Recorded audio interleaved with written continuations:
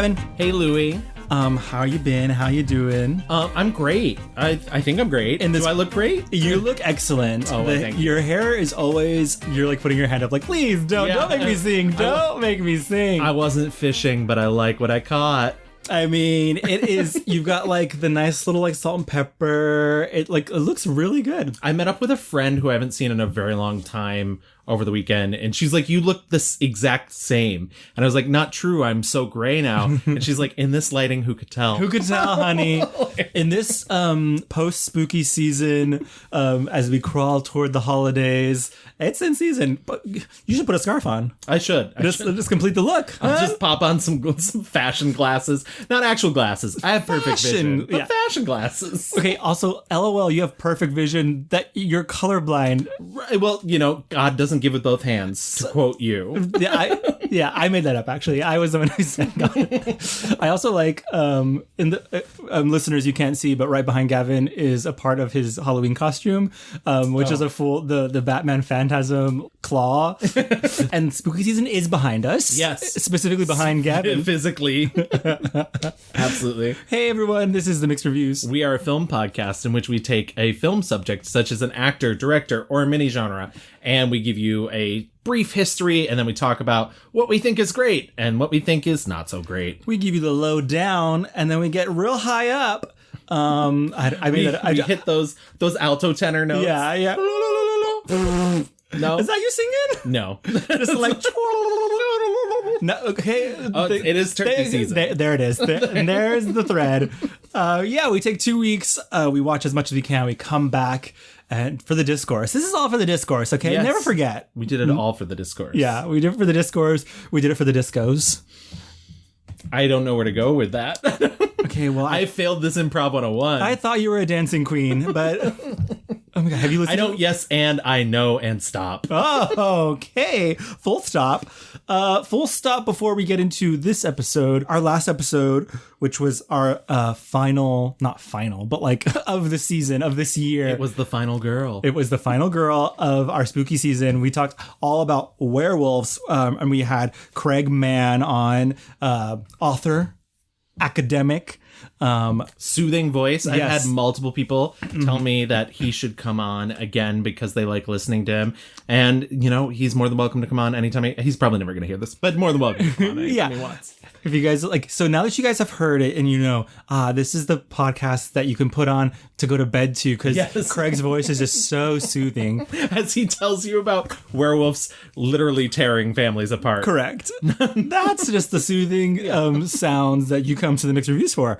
We asked you guys to go online and vote for your favorite werewolf movie, and here are the results. Late Phases, which was Craig's pick, came in last place at 2%. I think it's like the modern ones were hard sell. You know, not as much emotional connection there. The Company of Wolves was my pick, came in at third place with 22%.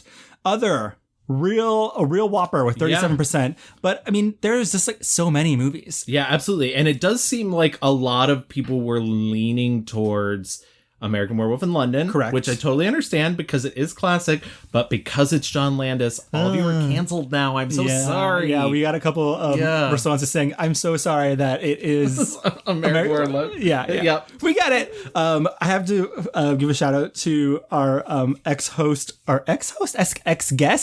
Trana, responded with Curse of the Were-Rabbit, and I'm so mad that we didn't bring it up during the episode because I love Curse of the Were-Rabbit. Hey, it's so fun. Listen, we got a response about Wolfwalkers. Yeah. Oh, I loved Wolfwalkers. It was in my top films of last year. Yes. Didn't even think about it. Love Wolfwalkers. Both very good. And especially if you like, and they're for kids. Both movies are for kids and adults because they're both so good. So thank you to our very excellent listeners for reminding us that we totally missed over both Wolfwalkers and Curse of the Were-Rabbit.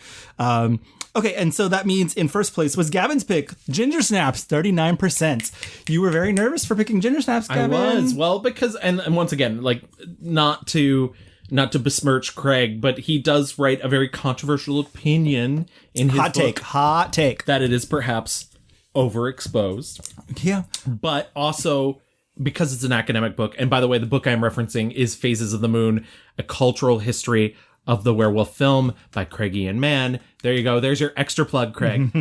And I mean, you can't really tell how he feels about the film either. And he clearly loves all the films he's writing about. But I do understand that academically it is a very covered film, but there's a reason for that. It's an easy mark because it is so distinct and it breaks the mold in such a very, it's annoying how clever it is. Yes. Because it's just like, you're like, oh my God, all the metaphors fall into place so easily. Right. And it's frustrating that like it's taken 10 billion years for us to get to a place where a movie about werewolves and like young women and growing up and it's together. Not just as a thought process on the fact that we live in such a patriarchal society. Yeah. In the 50s we got I Was a Teenage Werewolf, but it was about men and boys, and that of course it couldn't have been about women. So it literally took them 45 years to finally be like, oh, women. Oh, there's this thing called women. And it's like ridiculous because it's not even it's like a tiny independent Canadian movie. Like it's just, so yes, Ginger Snaps, very well deserved. I loved it too. Yeah, it's great.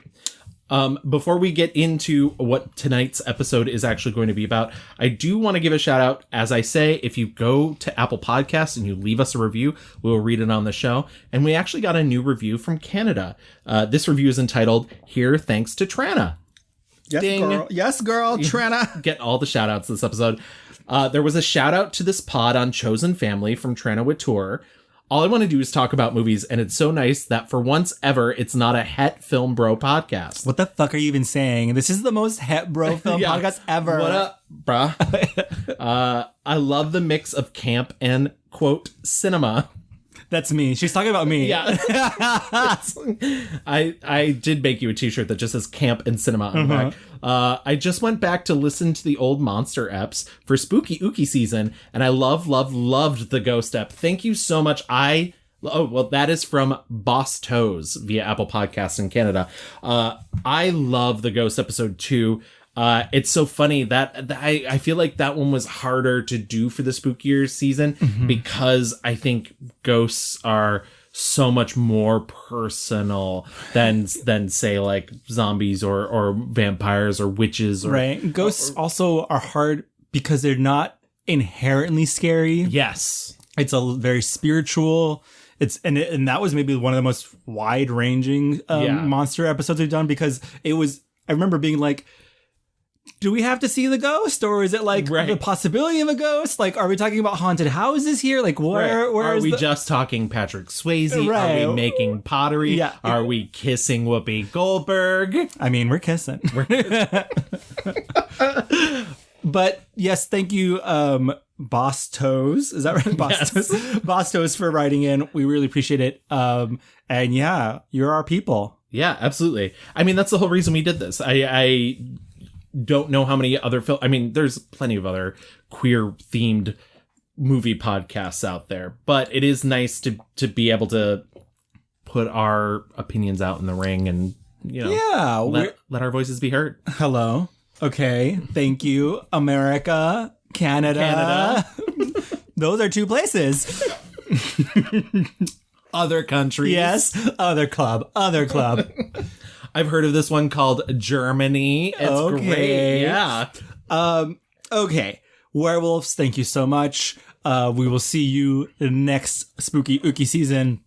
We'll see you, Ryan Gosling, in The Wolfman. We'll see how that goes. But, Gavin, what are we here to talk about today?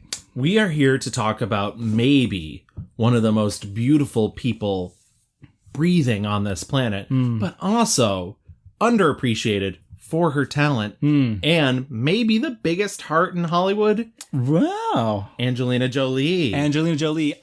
I would argue, like, can you think a more famous woman in Hollywood than Angelina Jolie? When you think A+, like gold, like top of the Hollywood hill, like, and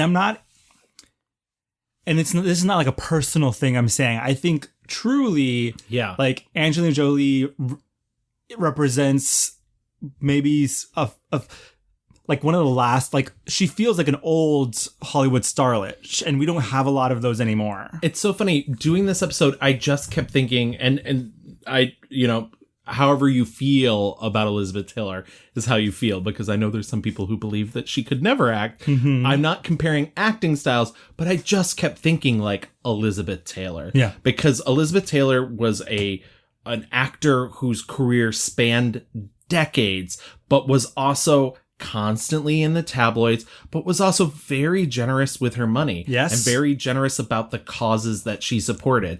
And Absolutely. obviously, I think there's big parallels between some of the previous people we've done. Very Jane Fonda, very Audrey Hepburn, with the way that she spends her time. And but that old school Hollywood glamour will always be Elizabeth Taylor to me. Yeah, I mean, it's funny hearing you say Audrey Hepburn really like sparked with me, because she at the time and still is known as one of the most beautiful women to ever be in Hollywood.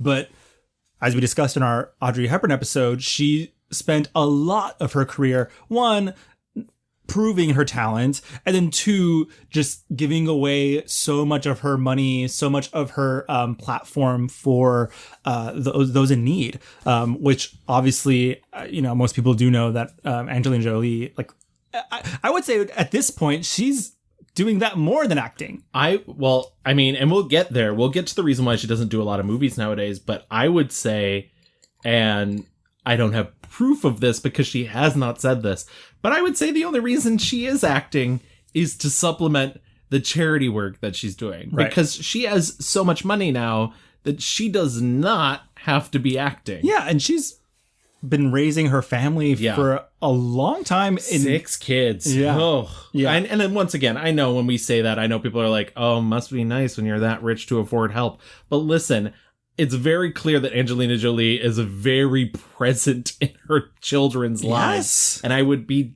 remiss if anybody thought that she wasn't. Right. There's a reason why. I mean, because, listen, there are a lot of very beautiful people who do not make it in Hollywood. And, yes, she is beautiful, but there are a lot of beautiful people. I will get that callback someday. Okay. Hello. Okay. I'm getting it. I'm just waiting. But I think there is something, when people talk about her, it's more than beauty. There is like this charisma. There is this presence. Yeah. Like, I mean, it's truly that it factor and the reason why people, when she was so young, were like, we need her on screen because the camera just loves her. It reminds me a little bit of our Michelle Pfeiffer episode, because she was known as the face, and also was having to fight against that and prove that she was very talented. And I think Angelina's kind of the same way. She doesn't get as many opportunities, I think, to showcase how good she is. I agree with that. But I do love that she kind of has like traveled in modes. She's like been action kick-ass star for a little bit. She's been kind of, a champion for the, forgotten in a lot of her movies. She dibbled and dabbled in some rom-coms. Yeah. She did a lot of thrillers towards the early part of her career. Yes. So, very varied. Haha. And is currently now in Eternals. So her first, right? Yeah. Her first foray in movie. superheroes. I guess if you don't count Lara Croft, that's a video game thing. But that was before, and it's interesting. That's before superhero movies as we know them now were a thing. So I'm excited to talk and kind of really dissect and get into Miss Angelina Jolie. Why don't we get into our rewind? Angelina Jolie Voight was born on June 4th, 1975. That makes her 46 years old. Nuts. You mentioned that earlier. Yeah. It feels like Angelina Jolie has been a star forever. Yeah, for all 46 of those years. Add 15 more. I was trying to think, like, when was the first time I saw Angelina Jolie? I can't remember, because she's just kind of always been. Yeah. Hackers was one of my favorite movies growing up, so that was definitely my first exposure to Angelina Jolie. And that pixie haircut, like my bisexual heart. I watched Hackers for the first time for this. I texted you about it. I think my favorite thing that's been said about it that I was recently going through was our former guest Glenn, who was on our Nicole Kidman episode, in his Letterboxd review said it's nostalgic for a time that never technically existed. Absolutely. And I was like, wow. Correct. Yeah. So true. Anyways, she was born in Los Angeles, California to actors Jon Voight and Marceline Bertrand. She's the sister of actor James Haven. Her parents were separated in 1976, which, if you're paying attention, makes her about 6 months old. That's nuts. Yeah. She and her brother lived with their mother, who had abandoned her acting ambitions to focus on raising her children. And she would often watch films with her mother, which is actually what inspired her to get into acting, and not necessarily the fact that her father is, in fact, a famous actor. Right. And also a famous asshole, but we'll get into famous, awful person. It's funny because she talked about how her mother was a student of Stanislavski. And so she said when she was a kid, her mother would constantly, if Angelina Jolie was crying, her mother would constantly be like... Every time I was emotional or I was upset about something or anything was going on, she had me look at her and she would say, "What are you feeling? What are you thinking? What are you..." The method was like the 3-year-old, I'm feeling... So I grew up kind of very aware of my own emotions. And we've mentioned Konstantin Stanislavski before in this show, very famous acting teacher and method actors. A lot of that comes specifically from him, and it's a lot of like living in your character. And she did have a bit part in Jon Voight's Looking to Get Out in 1982 at the age of 7. Her family moved to Palisades, New York when she was 6 years old, and then they eventually moved back to Los Angeles 5 years later. And that's when she decided she was going to enroll at the Lee Strasberg Theater Institute. Strasberg, another very famous acting teacher. This is the school based off of their technique. And she trained 2 years and appeared in several stage productions. It's funny because she was also going to Beverly Hills High School at the time. And she was very isolated from all the other kids because she wasn't living off her father's money. And I think this is where a lot of people think like, oh, well, she's the daughter of a very famous person. But as we mentioned, Jon Voight's an asshole. So what they're doing is they're living off of her mother's very modest income. She says she was teased by the other students who targeted her for being extremely thin, for wearing glasses and braces. And she attempted to do modeling because her mom was like, why don't you try modeling? Didn't work.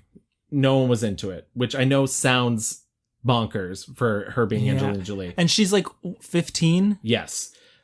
She then transferred to Monroe High School, which is an alternative school, and she became like a quote-unquote punk outsider. She would wear black. She was the girl from Hackers. Yeah, she was the girl from... Exactly. Okay, also, she's the girl... She's Gia, but without the success of being a model. She even decided that she wasn't going to act anymore, and she aspired to become a funeral director. She dropped out of acting classes, and she was like trying to take an at-home embalming course.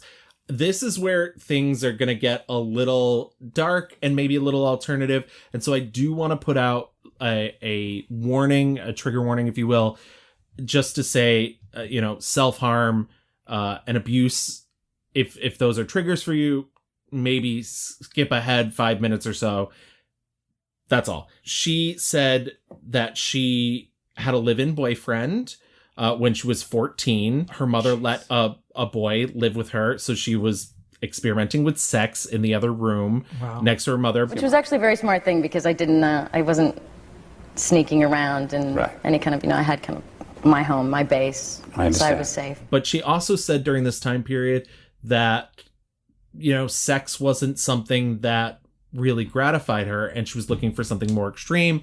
She got into knife play with her boyfriend and also got into self-harm, cutting herself in order to feel something deeper. Sex didn't feel like enough, and no emotions were really enough, and nothing really felt like it was... I didn't feel like there was always something you wanted to break out of or hit or feel more, be more connected to another person, something more honest. And in kind of a moment of wanting to find something honest, I grabbed a knife and cut him, and he cut me back, and we had this exchange of something, and then somehow covered in blood and feeling my heart was racing, and there was something dangerous in life, and suddenly felt more honest than whatever this sex was supposed to be, this connection between two people was supposed to be. So I went through a period of when I'd feel trapped, I'd cut myself because it felt like I was releasing something, and it was honest. She eventually was able to get help. She started taking therapy as an elective from her high school. You could take therapy is an elective. Los Angeles, baby. I was gonna say, okay, LA. Yeah, that is tough to hear, just because I think, myself included, we all dabble in emotional darkness as a teenager. Like, we're full of fucking hormones, don't know what to do. But for a lot of people, that is a reality where it goes beyond, fucking trolling Hot Topic for whatever. And so, yeah, I don't think you hear that too often from celebrities. Certainly not from one as successful and as perceived as like beautiful goddess like Angelina Jolie. I think people have a tendency to look at celebrities and assume that they don't have normal people problems, especially if that celebrity is a legacy, is somebody who's born to somebody who's already famous. But mental illness strikes everyone in certain ways, shapes, or form. It's not. It's not like, oh, you're rich and famous. Well, I'm out of here. Yeah, bye-bye. And so, she did eventually get help for that. At 16, that relationship ended and she decided to move out. And she got her own apartment and started returning to theater studies. Wow. She said she also struggled with insomnia and eating disorders and began experimenting with drugs. And by age 20, she said she'd used, quote, just about every drug possible, particularly heroin. Wow. Not the particularly heroin. Yeah. She suffered episodes of depression and planned to commit suicide twice at age of 19 and again at 22, when she attempted to hire a hitman to kill her. When she was 24, she experienced a nervous breakdown and was admitted for 72-hour watch to UCLA Medical Center's psychiatric ward.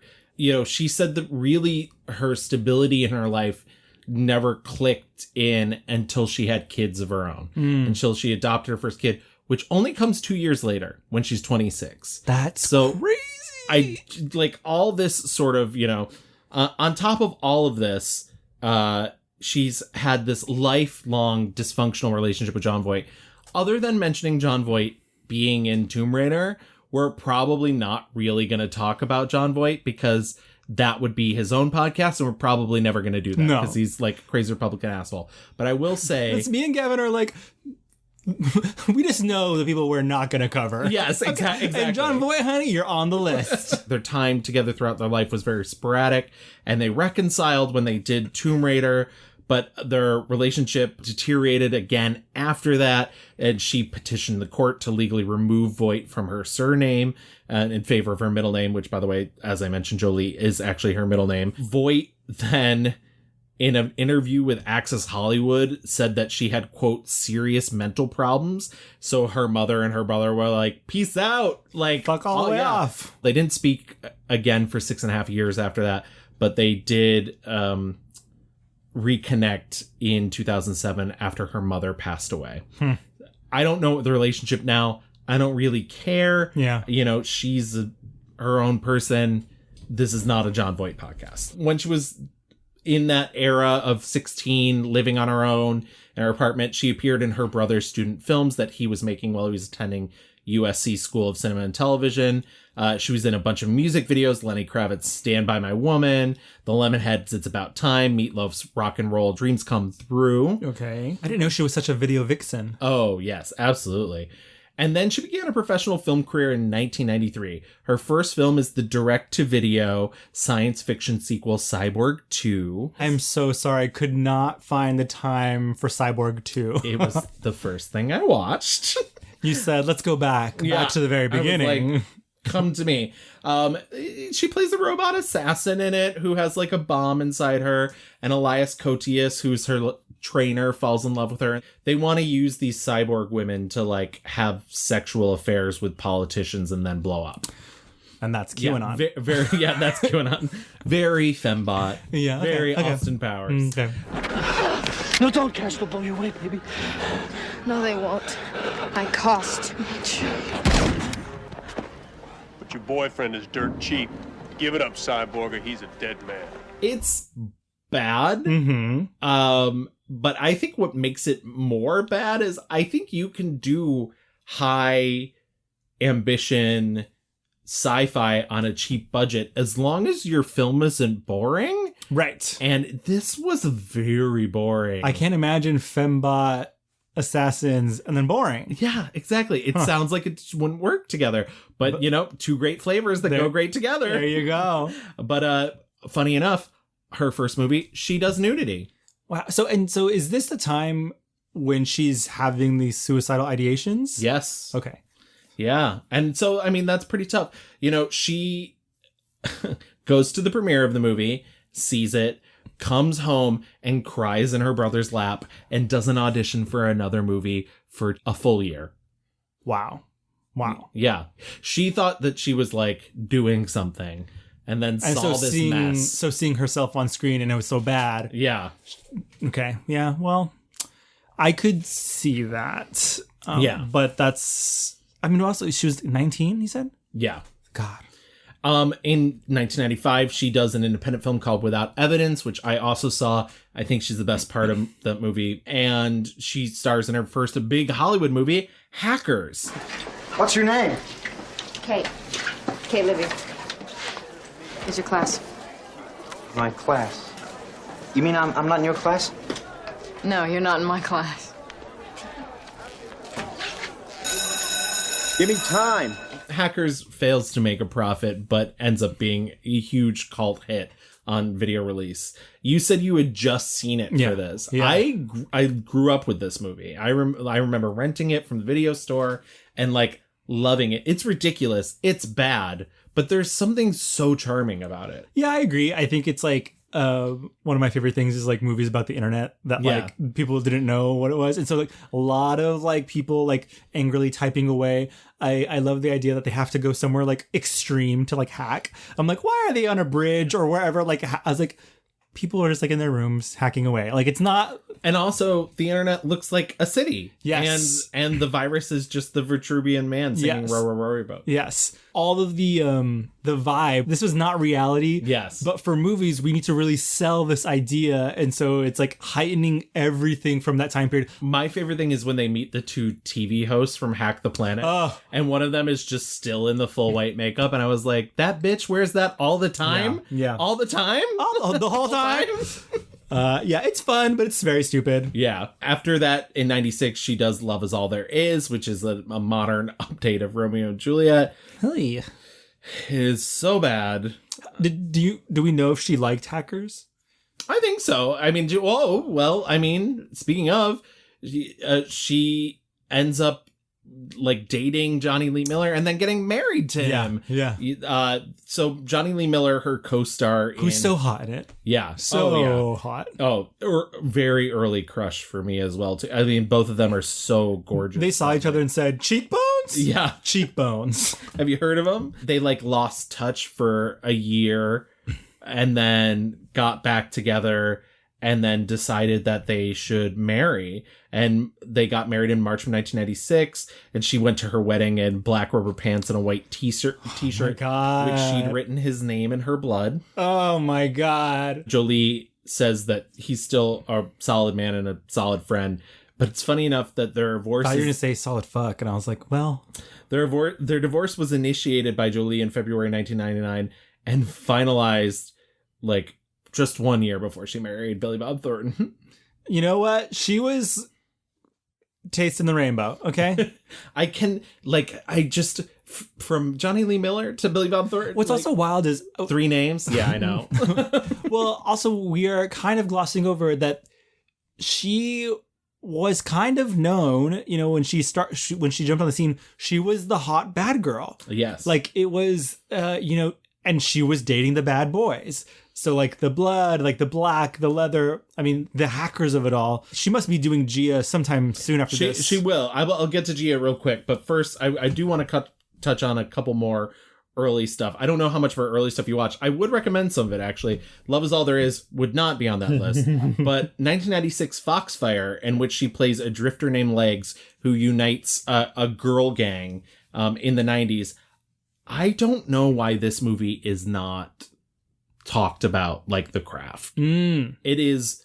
I really liked it. It's her and Hetty Burris and Jenny Lewis and Jenny Shimizu. Hot lesbian model. Yes. And Sarah Rosenberg. Well, Speaking of hot lesbian model, Okay. Angelina Jolie falls in love with Jenny Shimizu. Yeah. And they have an on and off again relationship. And it's funny because Jenny Shimizu over the years has said, like, oh, Madonna used to fly me out to fuck her, like, whatever. And Madonna's not said anything. When Angelina Jolie was asked about this, she's like, oh, yeah, I fell in love with her. If I was not married to Johnny Lee Miller, I would have married her. Wow. Yeah.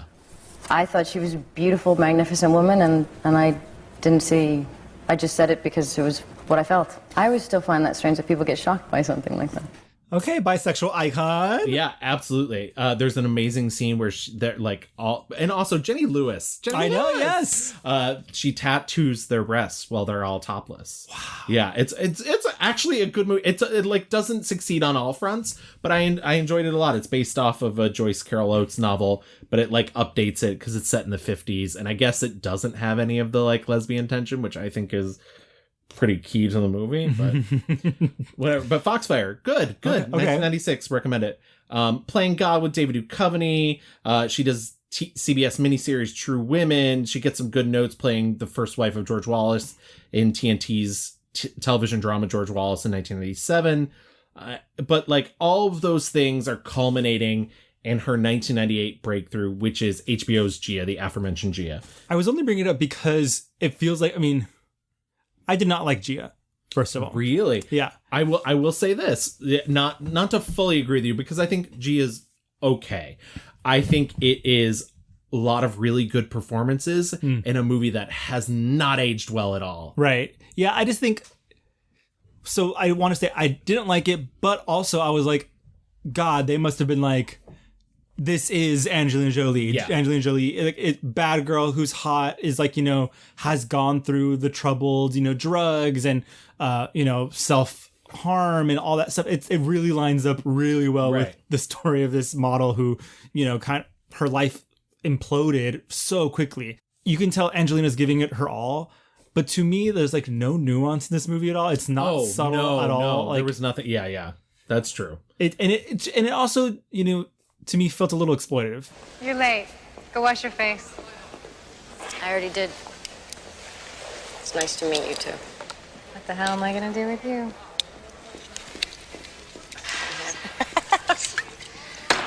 I don't know. I'm just some dumb girl from Philly. I'm checking to see if you need to be tweezed. I'm tweezed. I'm Linda. Nice to meet you. For a movie ostensibly about this woman, why not center her and just like show don't tell? For those who don't know, Gia is about supermodel Gia Karangi. She was very famous for not giving a fuck, not doing what anybody ever said, but also she was high on set a lot of times. Yeah. I mean, she became famous very fast. She said, I was never a working model. I literally became a supermodel day one. Yeah. She was known to be on like a million covers of magazines, I think in the late 80s. Yeah. You know, everyone wanted her, but photographers were literally propping her up and she was just blitzed out of her mind. And because of one of these, an unfortunate incident, she contracted HIV, which then became AIDS, and she died of AIDS. And her career was very, very short. Yep. But she burned bright and she burned out. Yep. And yeah, her performance in this film, she gets a Golden Globe Award and was nominated for an Emmy Award. She wins her first Screen Actors Guild Award. But because she was so into the Lee Strasberg method, you know, it became a really dark period for her. And this was during the time she was with Johnny Lee Miller. And so she would tell him things like, I'm alone, I'm dying, I'm gay, I'm not going to see you for weeks. And also Gia, is like not even closeted. No. She's like a very sexual woman. Yeah. Falls in love with the woman in the movie. So again, and just like the lining up, it's very, very close to Angelina and her life story. And as you said earlier, bisexual icon, Angelina Jolie has never backed away from talking about her bisexuality. Even now, while doing press for the Eternals, because Eternals has been banned in a couple countries, she's been very open about the fact that, like, no, you know, why is this still a thing? Like, are we not past this yet? But during that time period, the 90s, it was Very taboo and scandalous, and she was constantly having to deal with the press. If they've written about my relationship with women, they've summed it up and made it not the beautiful thing it was. They haven't expressed what I'm trying to express. Right. They'll take it and they'll criticize it, or they'll do something. They'll make something nasty out of something that's so beautiful. But somehow the truth comes out. The truth comes through, because no matter what they say, that there's some woman that's gonna walk up to me and tell me that she just told her parents that she was with another woman. And that's what's tough watching movies like that, because it just feels like even if she's like owning it, the people in charge don't give a fuck, and they're presenting it in twisted ways. Absolutely. She gives it everything she has, and she stops acting again. She decides she doesn't want to act anymore. She starts taking night classes at New York University for directing and screenwriting.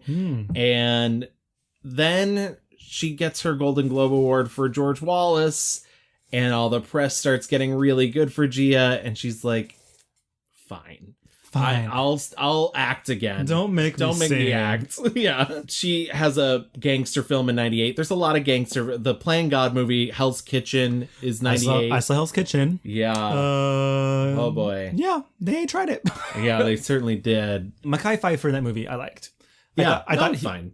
I was like, oh, I enjoyed his performance. But everything about the movie is cuckoo bananas. In the same year, 1998, she's part of the ensemble cast of Playing by Heart. She plays opposite Ryan Felipe, where she's like kind of in a way is similar. Like, she's a free spirit. She's out in the clubs at night. He plays a sullen, blue-haired guy who can't fall in love. It's the 90s. Yeah, and so she's gonna make him love him. Their story is only one part of like multiple storylines all mixed together that eventually all comes together in a very crazy, stupid love way where half the characters are related. And I was like, why are we doing this? Have you ever seen Playing by Heart? No. I'm shocked. I feel like this is a very Louis movie. Really? Yeah. I would give it a shot. Other than the fact that I don't think Ryan Felipe is very much of an actor. But I'm not saying that too loud because I love Cruel Intentions. He's got a cute butt. Yeah, he's got a cute butt. In 99, she does Pushing Tin with John Cusack, Billy Bob Thornton, and Cate Blanchett. She plays like a wild wife of Thornton, and she's like seductive and whatnot. I don't love this movie. I did not feel the need to revisit it. I feel like I remember in like the recesses of my mind. I did not revisit. Yeah, it's fine. But also, hot off the divorce of Johnny Lee Miller in 99, and 2000, she marries Billy Bob Thornton. I'm trying to like think, like, where was he in his career at that moment? Like, he was hot. I mean, not hot. But I don't think he was ever hot. He was striking hot. Yeah. Yeah. Because it's almost funny. I'm trying to think now, like, did I literally first see Angelina Jolie in the tabloids, like on Entertainment Tonight, you know? Because I certainly remember her like hanging off of Billy Bob Thornton on like the red carpets, and they were like, they always looked kind of like smelly and drunk. Yeah. But like in that, I mean, this was the era of, is her name Kate Moss? Yes. Yeah, like heroin chic. Like that was the look. Hot people were like skinny, dripping wet all the time, and like sunken eyes. And that's fashion, baby. That's fashion. That's the history of fashion. In 99, she does The Bone Collector with Denzel Washington and former subject of this show, Queen Latifah. Yes, she collected those bones. She said, she did. She said, "Stop this train! I see something." The accent work. Yeah, the accent work. The winner of The Bone Collector gets a sickening supply of bones. And she won those bones, honey. She did. And 1,000 bones. I will say, because she's very good, and because Denzel Washington is very good, their sexual chemistry is insane, and the man is paralyzed. Yeah, and not just like fully dying. Yeah, dying, seizures. I don't know that there's like one like sour note. No, other than the movie itself. The movie's not very good. Well, it's ooky spooky. I'll give it that. I think her accent work is a little kooky. Yeah. She's very like, "Hey, kid." My name's Amelia. What's your name? Chris. Chris, hey. I got a job for you. Some money. I need you to buy me one of those cheapo cardboard cameras. You know, the ones that you can like throw away. Yeah. Okay, fast as you can. I even think growing up, I thought Angelina Jolie was a British woman because she gives off that regalness all the time. Obviously, she is not. But specifically hearing her do this dialect situation was very... but the beginning when she's fucking Bobby Cannavale. Yes, I was like, that is a pairing I need to see more often. And also, like, I was like, wow, Bobby Cannavale. Like, I know. Not expecting this. And Smoking very hot. into it. The next film she does, though, ends up being a very big success for her. 1999's Girl Interrupted. Winona Ryder plays the main character, which she kind of hoped would be her big comeback. It's funny because the thing that people remember the most from this movie is essentially Angelina Jolie. She wins her 3rd Golden Globe, her 2nd Screen Actors Guild Award, and the Academy Award for Best Supporting Actress. It's just a scene-stealing character. She fucking... Winona Ryder, who I feel very bad for in this movie because she like produced this movie, right? Yeah. Like she bought the rights to it and then spent 7 years trying to get it made. And I just watched it again today. And it's still so very good. We talked about it briefly for our Parker Posey episode because she was supposed to be in it. Yes, and like she was supposed to play Angelina Jolie's role. We also talked about it a little bit for our Whoopi Goldberg episode, who's also really fantastic. I was thinking about Parker and being like, I can imagine her doing this role, but doing it very differently. Yes. Very differently and giving her that different spice. Angelina gives it a very like... I don't know, like earthy kind of performance. It doesn't feel, because even though she, for a lot of the movie, is played like a little more evil, mysterious, but it's very grounded. And she has said that she's the villain of that movie, but she never saw herself that way. I mean, she's very good. I mean, I was like, again, talk about another movie without a sour note in it, because every single one of those women is perfectly cast. And so I was like, man, Winona really was trying her hardest, doing her best. When she's in that tub and having her whole speech, I was like, yeah. And you're like, where's Lisa? Yeah. Show us Lisa. Yeah. What does she I was like, okay, so that was cute. Like, it was very Beyonce, Jennifer Hudson, Dreamgirl situation. Like, she's giving her best, but like, it's just nowhere near as good as, Angelina Jolie as Lisa. Yeah. It's so good. Her Lisa, the character that Angelina Jolie plays, is diagnosed as a sociopath, and her character has been in and out of this institution since she was 12. And so she's like very famous there, very popular, even though she is this chaos. She terrorizes everyone. Yeah, exactly. So, but yeah, it's so funny. I was reading, I have a tendency for the films that I like, to seek out some of the critiques from that era. And I was reading Roger Ebert's review, and his big like negative thing was that the movie doesn't follow a traditional structure. So by the end, you're not really getting that much closure and I was like, why? Because it's not the fucking hero's journey. Like, ugh, like not every movie has to be the hero's journey. I'm sorry, Star Wars has made everybody think that every episode. What I love about that movie though is like in the end, even though you think where we're heading is like big showdown, like Lisa has gone full crazy and is gonna kill this bitch, but in the end, Winona Ryder's character, she fully wins the day by being like, I'm actually okay with myself and you're not, and that's why you're sad. I know I'm going to be okay. And then to like top that, they're able to give Lisa the moment being like, when she says, I'm not dead. Oh, yeah. She's like, I'm not dead. And she's like, I know, I'm going to come see you and you're going to be fine. It's like none of these women actually had to be the villain, even though Lisa is like this chaos force.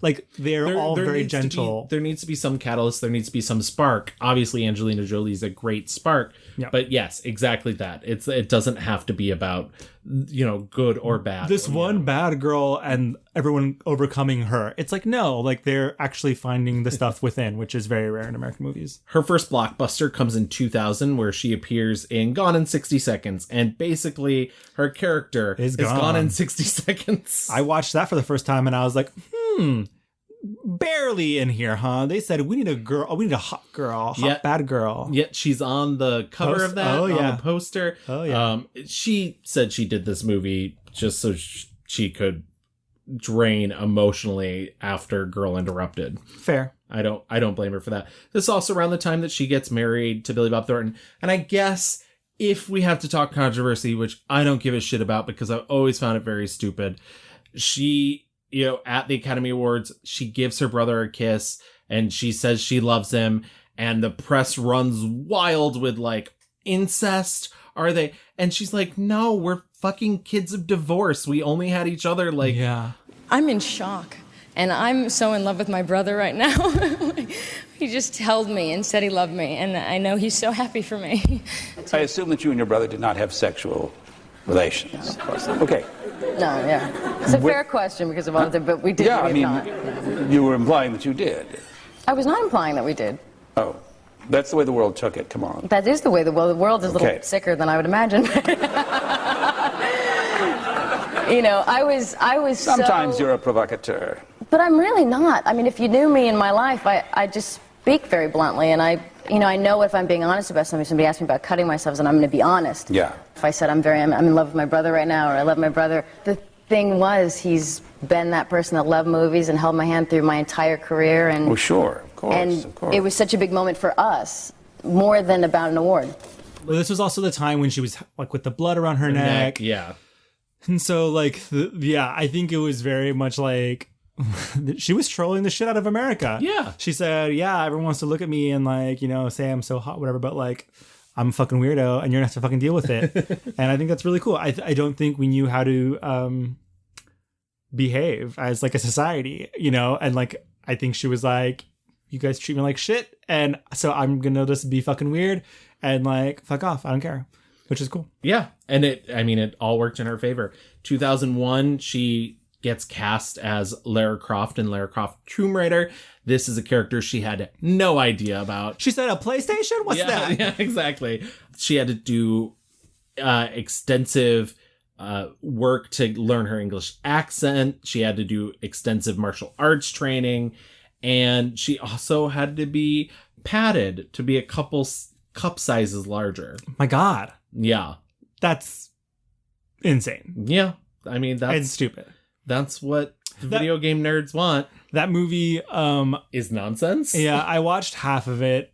I've seen it. I saw it in theaters as a kid. I saw it in theaters as a kid too. I saw it in theaters with my best lesbian Judy at the time, Julie, who like literally was just like, yeah, exactly the whole time. The movie is nonsense. The movie is mostly nonsense. I was like, there's a moment when she's like, good night, everyone in the mansion. I'm about to do my aerobic gymnastics in my silk pajamas. And then like the bad guys come and she's like, uh-oh, time to bungee cord away. I was like, someone had an idea for hot Angelina Jolie swirling around. But you know what? She did that stunt herself. So good for her. I mean, my father was not with the Illuminati. He would have told me. He had a great many secrets. Not from me. And that movie makes a huge ton of money and launches her globally as a female action star too. And that's what sort of sets it apart. But before she moves in fully into that mode, she does she plays around with a couple other things. She does Original Sin in 2001 with Antonio I was waiting Banderas. for that. I was like, I know that's the one here. She's the mail order bride and it's very softcore. Mm-hmm. She does the romantic comedy Life or Something Like It. Okay, that movie I definitely had seen on TNT before. Yes. Watched it again. What's the name of the lead guy in this movie? Edward Burns, who always seems just to be around in like movies or like making movies. I'm like, his voice is very like interesting. I get it. He's like traditionally handsome.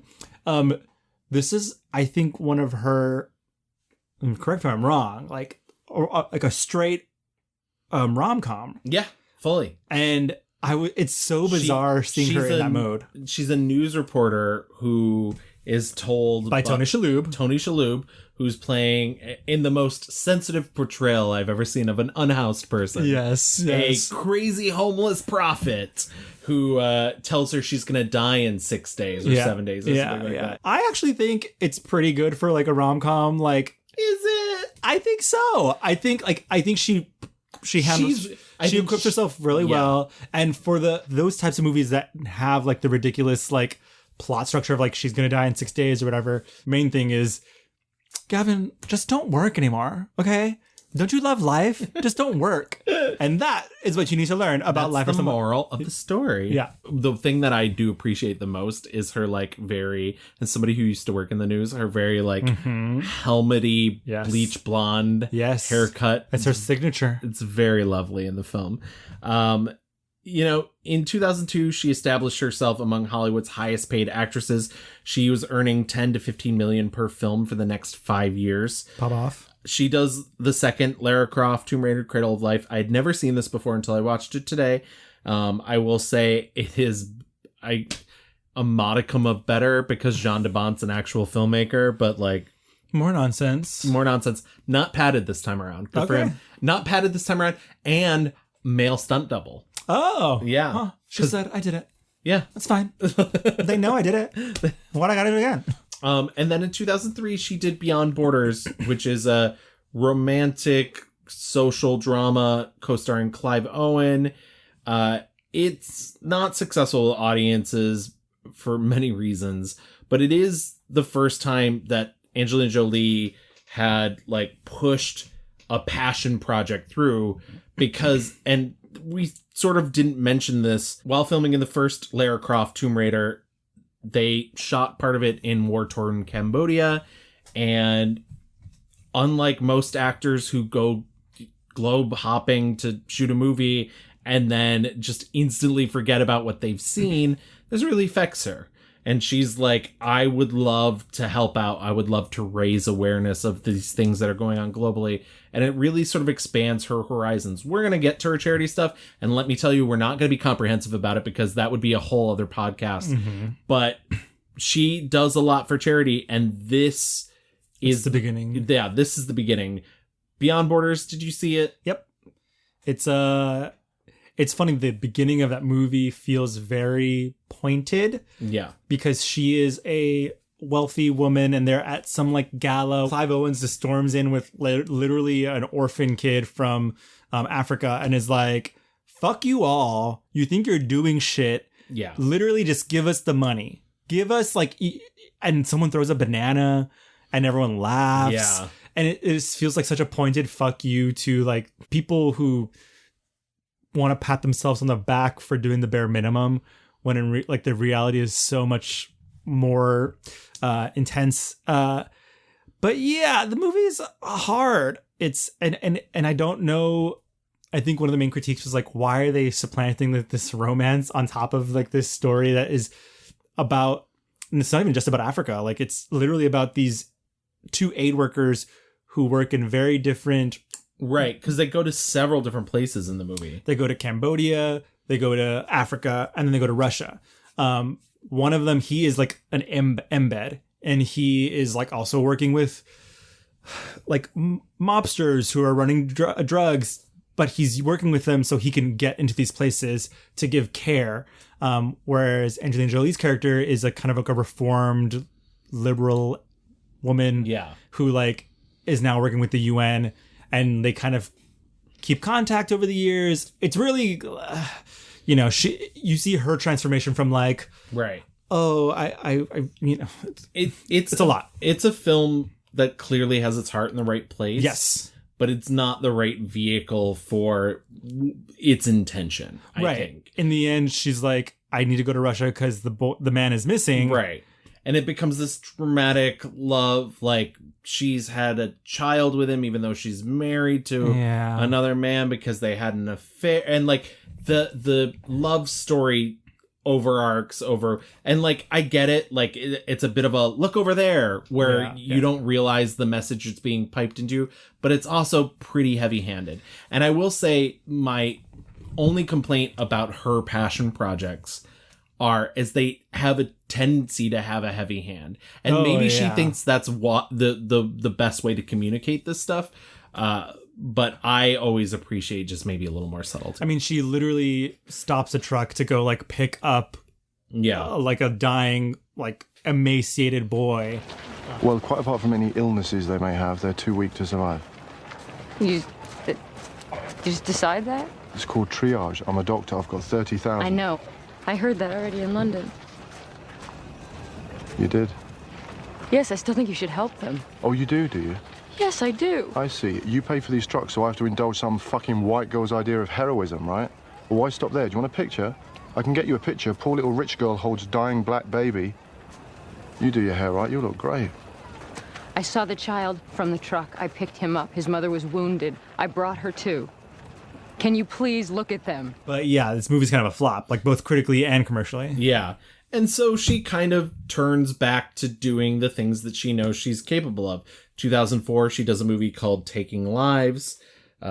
Yes. Ethan Hawke is in it as well. I've never seen that. I had never seen it either, but I did like that years later Ethan Hawke said it wasn't a very good movie. She makes a brief appearance in Sky Captain: The World of Tomorrow, does a voice in Shark Tale, and plays Alexander the Great's mother in Oliver Stone's 97-hour epic Alexander.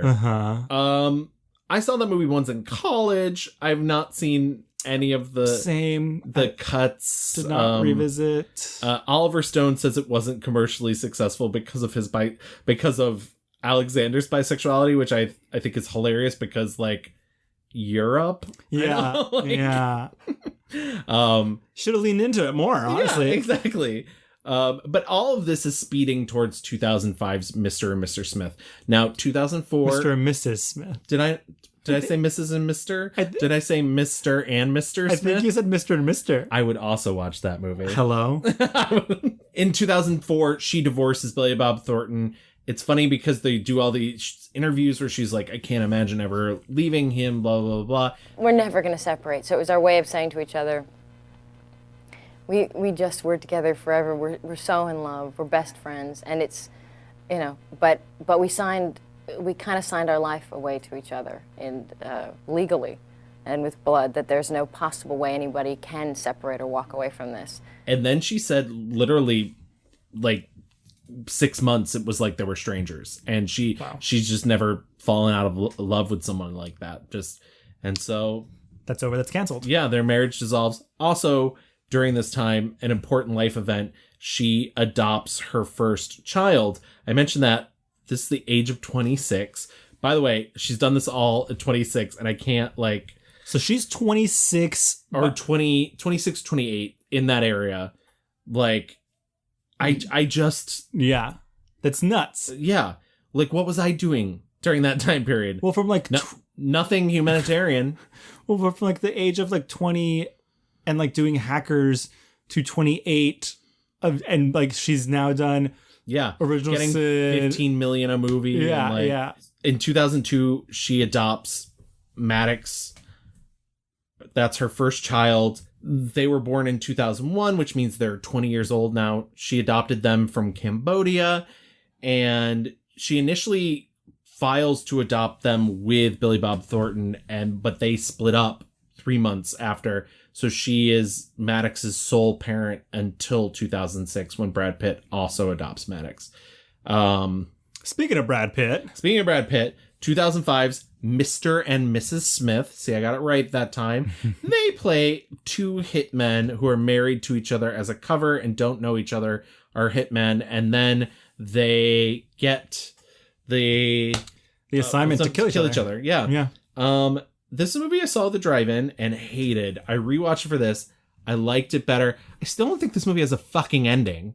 This movie just stops. Yeah, it annoys the shit out of me. The movie just does end. But I think this movie is a barrel of fun, honey. Yeah, no, it is good. I mean, it is like, I think Doug Liman's direction, I think the action scenes are very good. I think the supporting cast is actually really great. And they do have so much chemistry. But I never, even when I saw it at the drive-in and didn't like it, was like, but they're very sexy together and they're doing that, you know, that's... I mean, it just hit me with that look. Like, it's looks. And they don't have to say a fucking word. They're both firing on all cylinders in this movie. It's nuts. Yeah. She does a supporting role in Robert De Niro's directed The Good Shepherd in 2006. She stars in, and we have to talk about it, so we might as well since we're here. In 2007, she plays Marianne Pearl in A Mighty Heart. Yes. It was based on Pearl's memoir of the same name. It's about the death of Daniel Pearl and the time period in which Marianne Pearl was sort of trying to figure out if he was still alive, if he'd been executed in that very short, like... She's trying to find her husband who has been abducted by someone, terrorists. Yeah. Because they are journalists in... It was a true story. Right. Yeah. Right. True story. He was working for the Wall Street Journal. I think she was a freelancer. They're in the Middle East, and it's right after 9/11. Like, if you could remember the time, like post 9/11, where war is breaking out everywhere, and she is one day he doesn't come home. Yeah, and so she is just doing her best to try and find him. Turns out, like at the end of however long he has been executed. Yeah. And there is some controversy. There is. So she is playing a mixed race woman in this film. Yeah, she's Marianne like Pearl. Cuban French. Yeah. Marianne Pearl is a friend of hers and asked her to do this role. Yeah, she requested Angelina play her in this movie.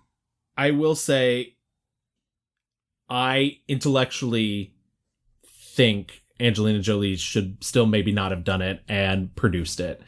I think she's good in it. I do think she's good in it. I think the movie, for the most part, is pretty good. Mm-hmm. But I don't think it's...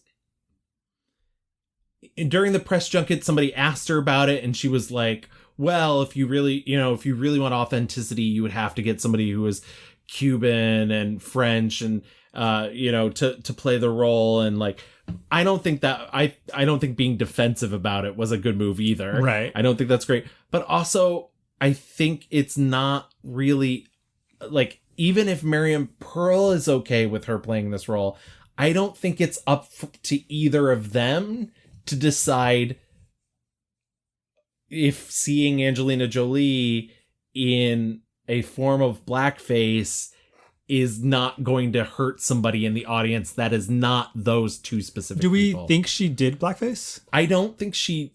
I don't think it's technical. I mean, it's not like... No, it's not blackface. It's not blackface. But they did darken her. They did change her skin tone to play. Right. And it's a strange thing, I think, especially in 2007, to do. It's an odd choice to make. I mean, I understand it. Like, one of the most famous women in the world, like, you want that attention on it. Right. But, like, is that the attention you want? Us debating it this many years later. A part of me feels like, and this is my opinion, my thinking, because I am a very fair-skinned Latino man, and I think oftentimes, like, well, God, like, certainly a white person could, like, if someone was to play me, like, a white person could do it, they would I look like a lot of boring white guys. We're getting that Dear Evan Hansen guy. Oh my God. Yeah. You're not Ben Platt. Yeah. Oh, no. No. A part of me feels like Angelina could have gotten away with it without any of the skin darkening, obviously. And if she would have just said, my good friend asked me to do this and I wanted to honor her in that. And like, there needs to be no defensiveness, blah, blah, blah. I'm not going to like praise her or judge her for making this decision.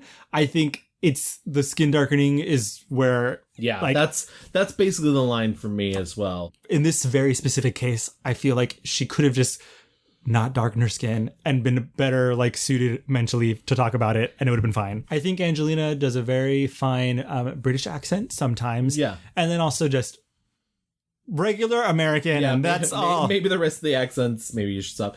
And 2007, she does Beowulf, which is somehow like computer. Well, I'm not even. Mocap. Yeah, it's a mocap animated film. I'm still confused as to how it fits in with the rest of the Shrek movies. Yeah, it's hard. But the continuity's got to be there somewhere.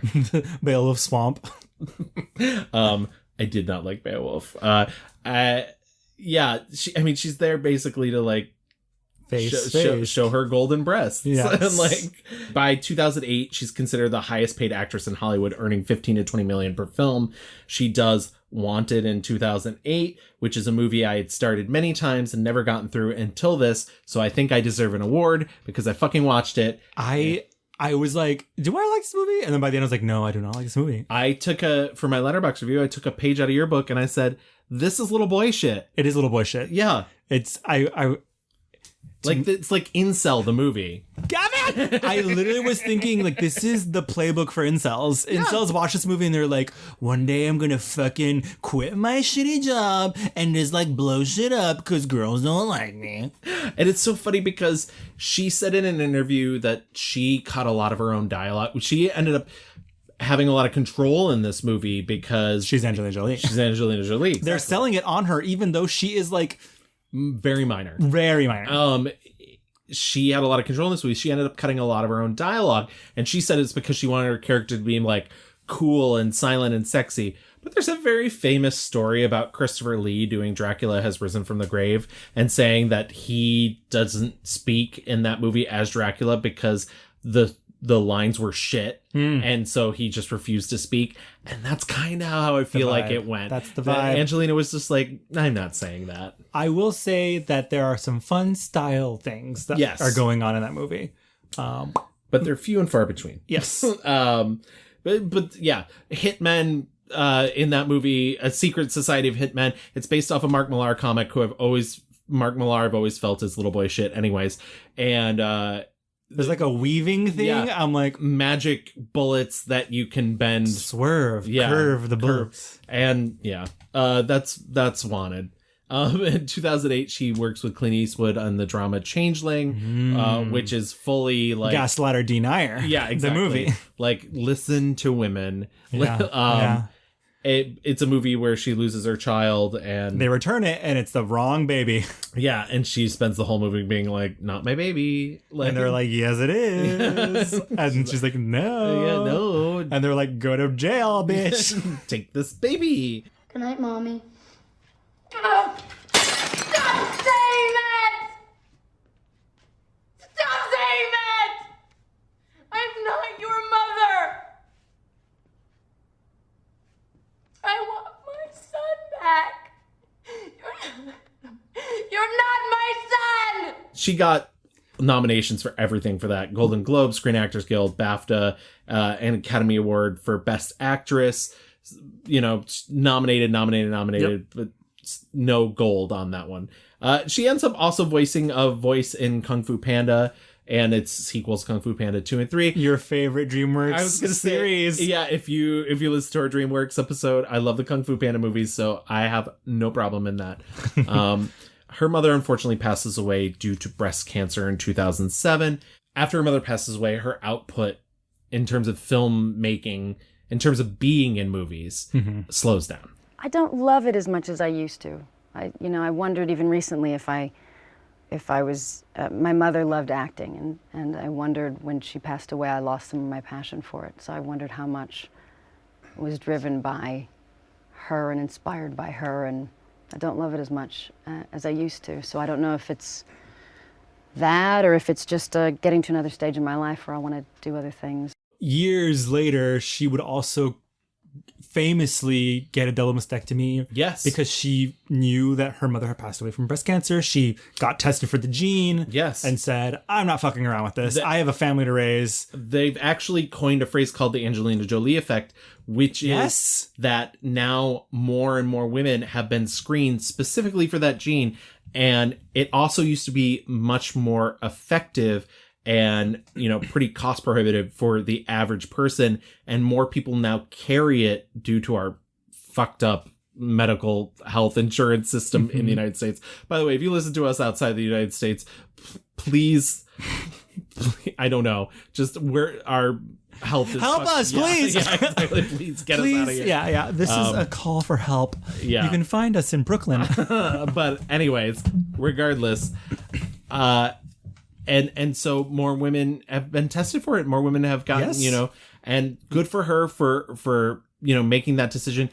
I think it's less stigmatized now, but I do think there was a time period where people saw it as dewomanizing. Well, this was the most gorgeous, beautiful, famous celebrity on the planet coming out publicly to say, I had both of my breasts removed and surgically replaced because I had this gene that, took my mother, and and just giving that platform and that space to let other women know I will never know this, but to feel like, you know, that part of your body is being taken away must be fucking awful. And so to have Angelina Jolie do that, you know, like you said, was just really incredible. So she had surgery to remove her ovaries and fallopian tubes as well. And that's also pretty stigmatized because people have a tendency to believe that makes you less of a woman. And I'm, you know, honestly, I'm glad she's been so open about it, and, you know, no one should feel that way. And we didn't even talk about the fact that, you know, we've been speeding along. Well, on the set of Mr. and Mrs. Smith, she meets Brad Pitt. Brad Pitt's in a relationship with Jennifer Aniston. That relationship ends. That happens sometimes, folks. Sorry, she's not a relationship destroyer. They get together. They're weirdly only married for 5 years. It doesn't feel like that. Felt like it was a lifetime of us just knowing every single thing that the Jolie Pitt family was doing. Yeah, and you know, they coined the phrase Brangelina. God, we are terrible. But so after her mother passes away, she doesn't do another acting role until 2010's thriller Salt. Salt was written for Tom Cruise. Yes. Tom Cruise ends up not doing it because it's too similar to Mission Impossible.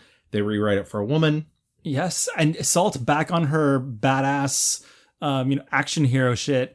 I had also never seen Salt. Oh, wow. Funny enough, a friend of mine that I used to work with, her aunt is the CIA director in that movie. Yeah. Wow. Salt is fun. Yeah. Salt is, you know, twisties, turnies. Much like that highway scene. That highway scene, which is supposed to take place in Queens, is actually shot in Albany, up near where I'm originally from. Okay. I mean, I'm up from further north than that.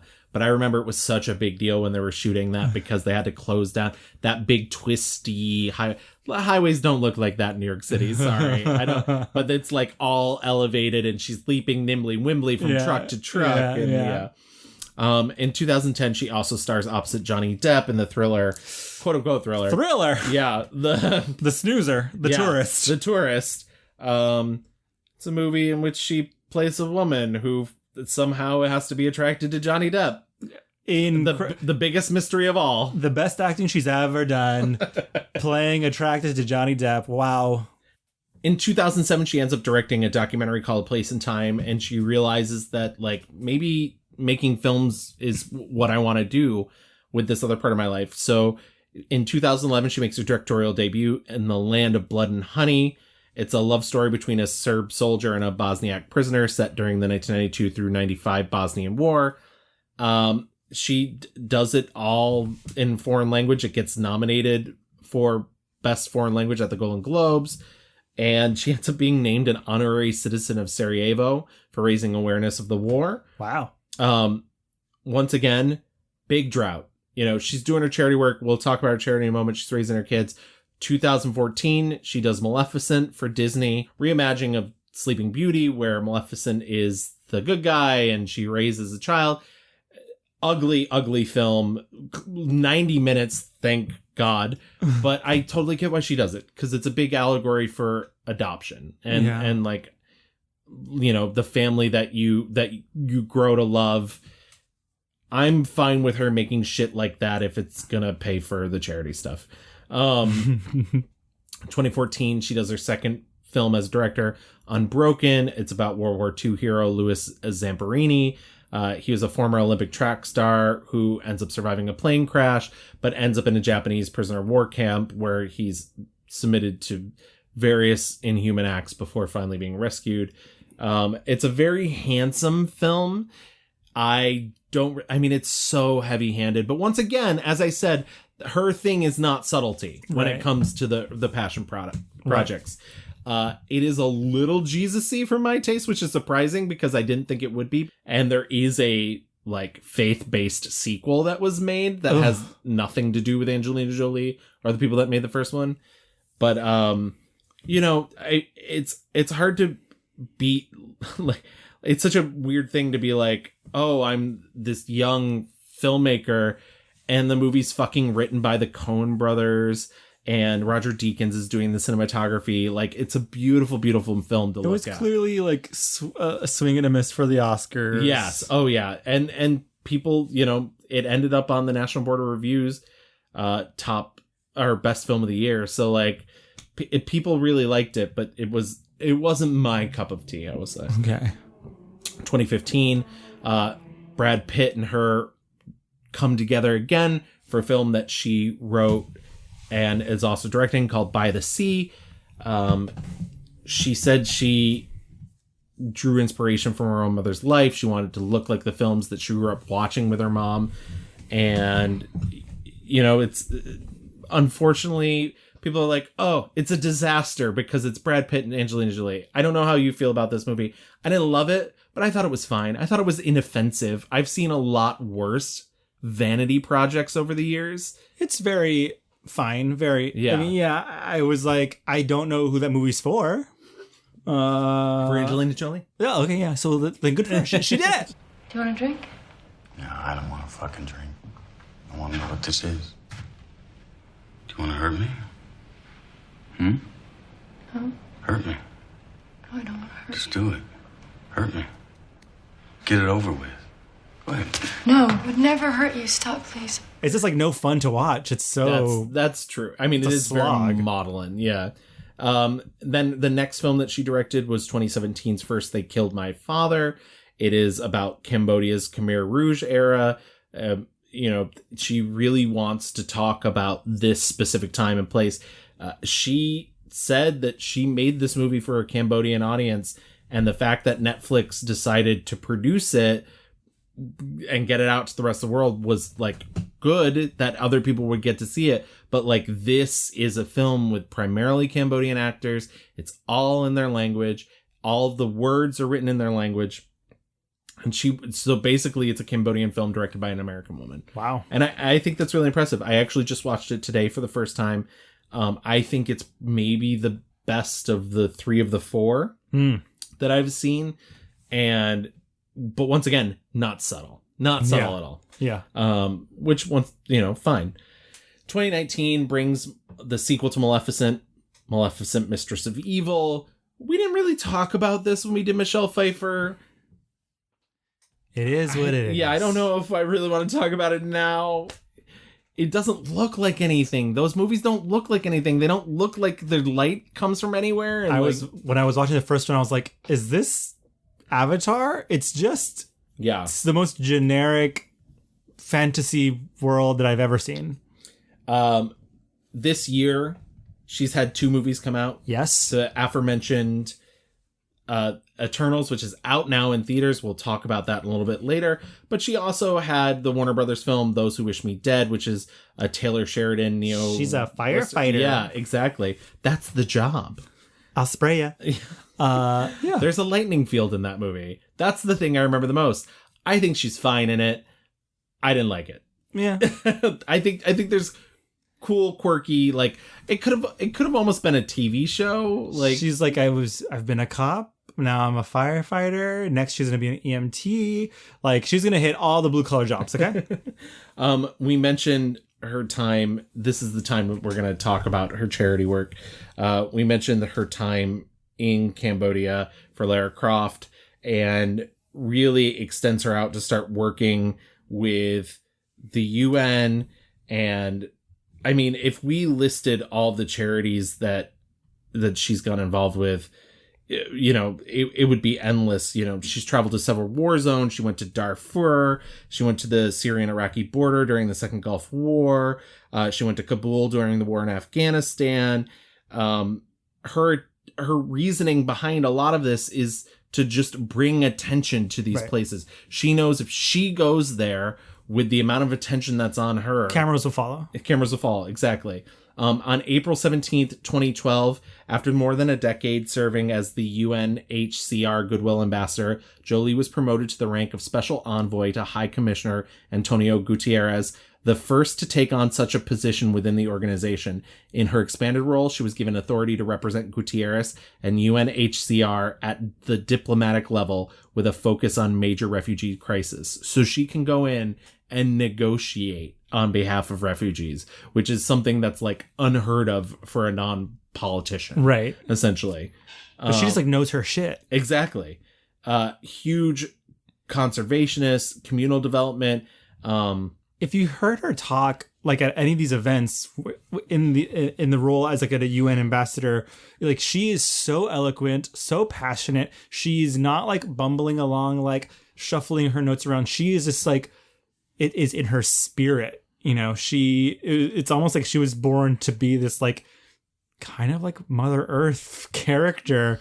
If we went by the principle that those affected by a problem should be in charge of determining the solution, then the majority of the world's peace negotiators, foreign ministers, and diplomats would be women. We all know the reality. And that's the thing, is she's become such a mother, but like it's extended out to other things. In an effort to connect her Cambodian-born adopted son with his heritage, she ended up purchasing a house in his country of birth in 2003. It's a traditional home, but it sits on a part of the land that was basically overrun with poachers, who had threatened the endangered species. And she ends up turning the park's 60,000 hectares into a wildlife reserve that she named for her son, wow. The Maddox Jolie Project. And in 2006, expanded the scope of the project, renamed the Maddox Jolie Pitt Foundation, and created Asia's first Millennium Village in accordance with the UN Development Goals. By mid-2007, some 6,000 villagers and 72 employees, some of them former poachers, were employed as rangers and lived and worked at MJP in 10 villages previously isolated from one another. The compound includes schools, roads, and a soy milk factory, all funded by Jolie herself. Her home there actually functions as the MJP headquarters now. Wow, that's incredible. Yeah. And that's just one of the things. She's worked for child immigration and education. She's opened schools all over the world. From 2005 to 2007, she funded the launch of the U.S. Committee for Refugees and Immigrants, National Center for Refugee and Immigrant Children. She's advocated for children's education and, women's rights, humans' rights. The list goes on. And not that she's doing this for the awards, but like some of the awards that she's received are things that other people, don't get. She's received the Jean Hirschfeld Humanitarian Award and she was made an honorary Dame Commander in the Order of St. Michael and St. George, which was given to her by the Queen in a private ceremony. Huh. So, she's undertaken over a dozen field missions globally to refugee camps, war zones, visited countries including Sierra Leone, Tanzania, Pakistan, Afghanistan, Syria, and Sudan. I mean, I think like the thing here is that she's done all of this and she's not even 50 yet. No. And that's the thing is she's still going strong. We mentioned all of her kids. She has 6 of them. She does have 6 of them. Are they all adopted?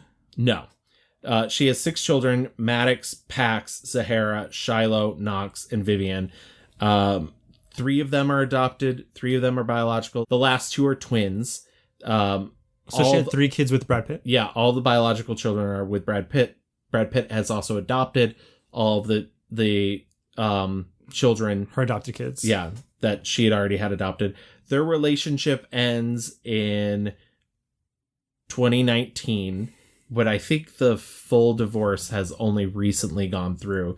I was actually just reading a interview she did with The Guardian where the interviewer flat out asked her about the allegations that she'd made against Brad Pitt about domestic abuse. And she said she wasn't allowed to speak on that because of legal obligations. And so he asked her if she was talking about the divorce and the allegations, if she could nod, and she nodded yes. I don't know the story behind that. None of us know the story behind that. Private lives behind closed doors, we don't know. But it would seem to imply that there was abuse in that relationship, and that's why it ended. Yikes. Yeah, and that really brings us to today. I know we're not necessarily here to talk about all the charities that she does, but I think it's such a fascinating part of who she is and what she does. And I think she sort of turned around that image that people had of her. Yeah. This sort of bad girl, like, ooh, the blood. Ooh, is she having incestuous relationship with her brother? And was able to take that media attention to put it towards a good use. I think the other fascinating thing about her is, as you're mentioning, she's so eloquent, so poised, but she has said many times that she is both very shy and very blunt. And those are the two things that like people latch onto. And I was just watching interviews with her on the red carpet for Eternals. And yeah, you can see it. It's nervous energy. It's like... She does seem like a shy person. Yeah, she's like, why are we... Like, just watch the movie. Like... But shy, but like somehow still so regal. Like, it's... But that's the thing. Like, she's giving nothing away. Yeah. It's like all internal, and like all you're seeing is just like this like grace and beauty. But at the same time, it's such an open book. She's like, if you want to hear about it, I will tell you. But like, it's probably not going to be pretty. Right. And you may not like the way I put it. Right. But that's the way it is.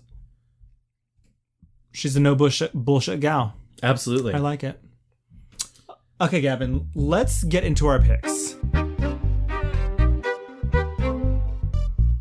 My 1-star review is 2010's The Tourist. Yes, correct. There are other movies that she did that are not good. We will talk about them in just a moment. But I have to say The Tourist is so painful to get through. And I think what makes matters worse is she's doing a thing. It's funny, watching this movie, I just kept thinking, which is funny because the filmmaker of this film, Florian Henkel von Donnersmarck. Yes, of course. Didn't cite this as an inspiration, but I just kept thinking charade. Yep. I just kept thinking that this is a poor man's charade. Yep. And so like my brain was constantly comparing her to Audrey Hepburn, who also, once again, very famous for being very charitable. But the thing is she can't do that role. She can't function in that like sweet, innocent, and I don't think the movie's necessarily asking that of her, but I think there's a quality of that. The Tourist is a film about Angelina Jolie, who is, you find out midway through the film, she's a spy. She's a spy who fell in love with one of her targets, who's a thief, and he has demanded that she come meet him. And his ingenious plan is for her to pick a patsy, a sucker who might be his height, to pretend to be him so the spy agency that she worked for would follow him around. The wrong guy. Exactly. So she meets Johnny Depp, realizes that he would be a good, stand-in. Yeah. And he claims to be an American teacher. And it's this like hijinks adventure ensues as they're being chased. But it's so boring. Yeah. Chased down by criminals, chased down by spies. And I mean, there's even a slow moving boat chase that's done in the Venice Canal. And listen, you want to know the reason why it's a slow-moving boat chase? It's because the water can't hit over a certain level in Venice because the beams that hold up Venice can't be exposed to air or else they'll collapse. Don't shoot it in fucking Venice then. Yeah. We fake shit all the time in movies. The movie does look expensive. I'll give it that. Certainly does. But it's just like... But it's so hollow. Boring. Yeah. It's... unreal how boring it is. On top of all of this is supposed to be a man, Johnny Depp's character is supposed to be a man that for most of the movie she's pretending to love, and for a latter half of the film she's in love with, and she has no chemistry with him. None at all. None.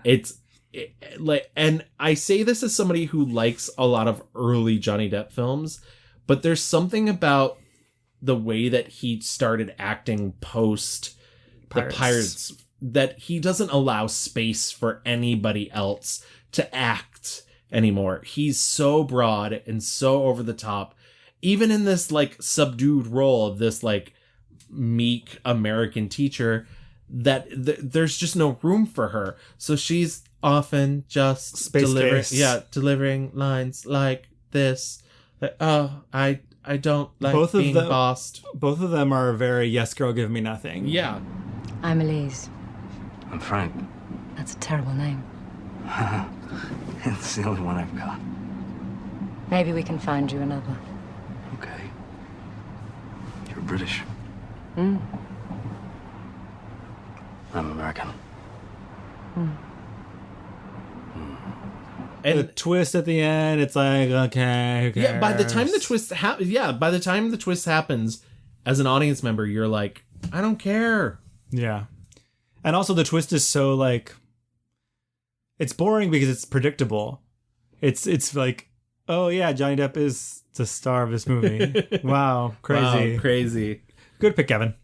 My 1-star review is 2014's Maleficent. I hate this movie so much. It's so bad. So famously, I also just for the first time watched Cruella. Hated that so much with a burning passion, and realized watching this for this, I was like, oh, they did this. Yes. This is the blueprint. It's nonsense. Like the idea that Maleficent, like I feel like they had a very good idea, or they thought they had a very good idea of like, they take her wings and that is a metaphor for rape. And that's the idea. And everything else will just be patched around that. That's the other thing that listen, I don't mind introducing these concepts to children because we live in a very dark world and like they do need to know about this stuff at some point.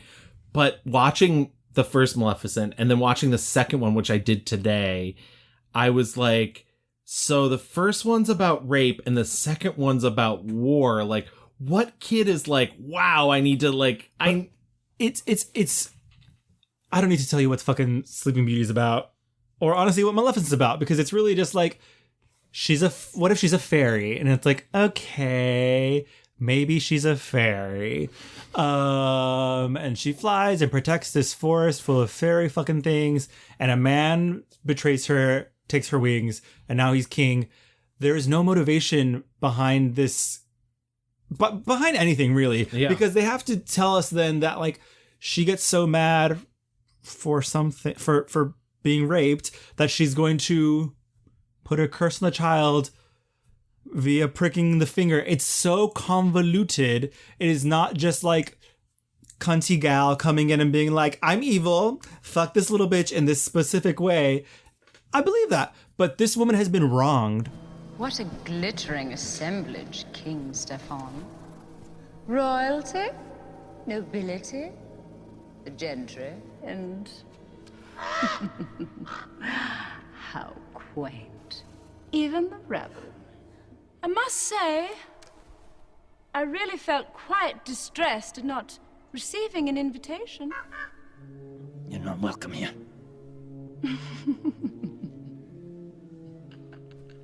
Oh dear. What an awkward situation. And then the king really doesn't have any motivation beyond like, I want to protect my daughter, but they also have to make him evil, so he goes mad because reasons. The king, played by Charlton Copley, who is one of my, sorry for anybody that's a huge fan of him, least favorite working actors currently. It's just nuts. And then the whole movie wants you to believe that she's sitting around watching Sleeping Beauty grow up. Literally sitting around and just watching her and like making sure she doesn't fall off a cliff. Because in this movie, they've decided that the 3 fairies that you do know from the cartoon are dumb bitches. Yeah, they're just incredibly incompetent. It is bending over backwards to make all of this work, and it just ruins this very iconic character. For money, I guess? I don't know. You know what's even funnier? And I know you're really only talking about the first movie, but because I just watched the second movie, it's stuck in my head. So the second movie, based on all of the money that they piled up spending on it, needed to break 500 million to make profit, and it got 490 million, which means it wasn't even profitable, and they're still considering a third one. I mean, I know why. Like there are very like small clips of when she's just like smiling and being devilish, doing her famous like well yeah, it's very like, you know what? This movie could have been GIFs. They could have just made GIFs of those moments and been like, wow. What if they just spent the money to do like a bunch of those Annie Leibovitz photography? Yeah, that's literally what this movie looks like. And honestly, the costume, not great. Yeah. I'm like, what a great, lovely Snatch Game, lovely Halloween costume. She looks great, but it's very art pop, gaga, like with the cheeks. Just a lot of for that movie. Was there anything else that you saw that you didn't particularly like? I mentioned I did not like Gia. Yeah. What else? I did not like Love Is All There Is, and actually after watching it, because it was so painful, I was going to give it my 1-star review, but I was like, this is a movie nobody has seen and nobody's ever going to watch. Right. But she literally plays like, it's like pre My Big Fat Greek Wedding, okay, but My Big Fat Greek Wedding. But it's like Italian American families, and she's the Juliet, and I was just like, just end it. We talked about Hell's Kitchen, which I think is very bad. I think By the Sea is not good. I just find it so inoffensive. I'm very middle of the road by it. I just can't imagine anyone enjoying themselves watching that movie. Wanted. Oh yeah. Wanted. I mean, talk about offensive movies. I was just like, Jesus. It's a fever dream of a like incel just jerking off and to like, I can be a man. I can be a man. Like that's literally all that movie is. I don't want to give bad roles to Halle Berry because we did an episode on her and I really like her. But if you read the Wanted comic, which by the way is about supervillains, not about assassins, but if you read the Wanted comic, that character, Fox or whatever, is designed and drawn to be Halle Berry. Wow. And so it's very annoying Yeah. that they were like, let's cast a white woman. I do. Who's the lead in that movie? James McAvoy. James McAvoy. I'm happy for him and his start, and he is now. Well, I'm also happy to see Chris Pratt get hit in the face. Yes, multiple we times. love. Yes, Yeah. love that. Love Yeah. seeing that. But let's get out of this negative area. Let's dig our way out of this tomb. Mm-hmm. Swing into action to our 5-star reviews.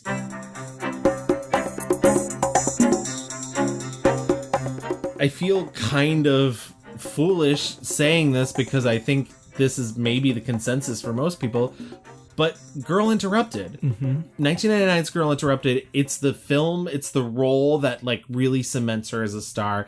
It proves that she can do this whole acting thing. We basically talked about the plot in the rewind, but for those who don't know, it's based off a memoir, Girl Interrupted, by Susanna Kaysen, and Winona Ryder plays Susanna Kaysen. She's an 18-year-old who is put away in this. It's like a private mental facility. Yeah. Because it's not state run, because it's very cushy. Yeah. And she's diagnosed with borderline personality disorder. And essentially. And it's the 60s. It's the 60s. And essentially you're sort of seeing the stories of these women that inhabit this place with her.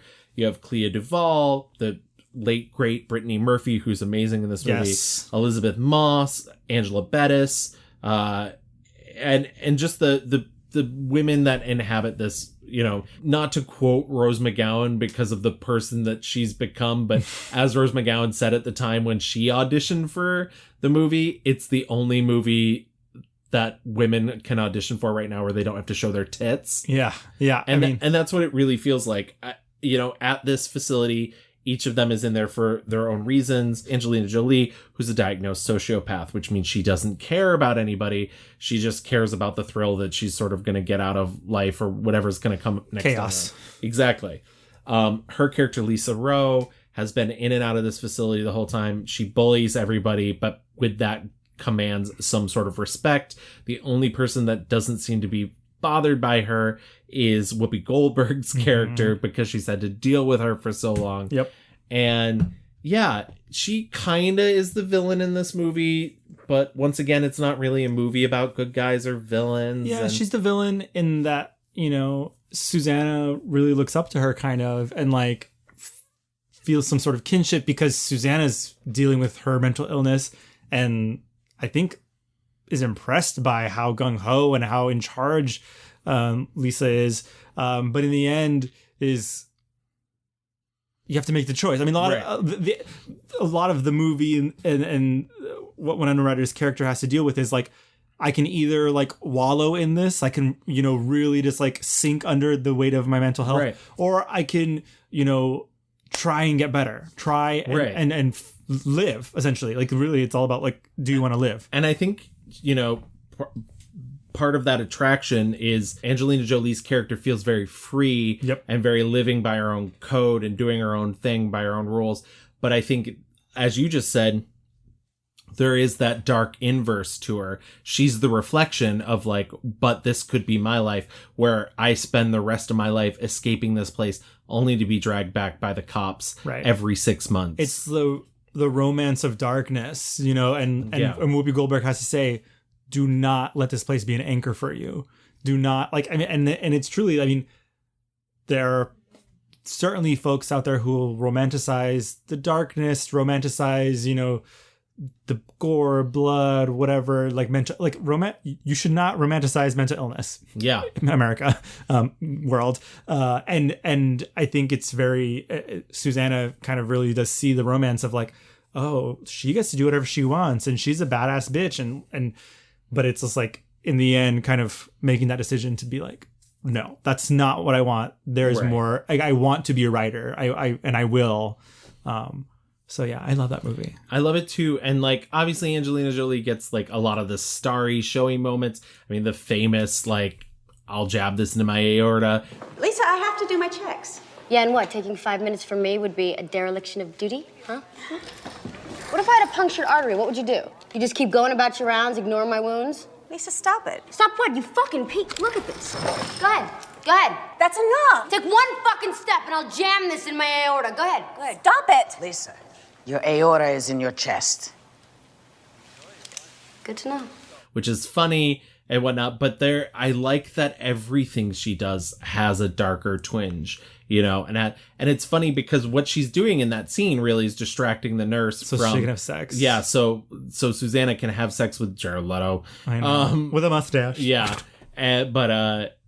But like her ulterior motive, because she's just this agent of chaos, is just like, because that would be that's something she's not allowed to do. Right. Like, it's more about like the bucking the rule than it is about actually helping Susanna. They paint her with so many beautiful colors and she really just like nails every fucking scene. And it's not a performance that feels like it's talking down or, you know, it's a very good, well-rounded performance. And you don't get, I don't think she has had many more roles that require her to do. I have this theory. We'll talk about it in the fast forward, but I have a theory as to why that is. Okay. It's a very simple theory, but okay.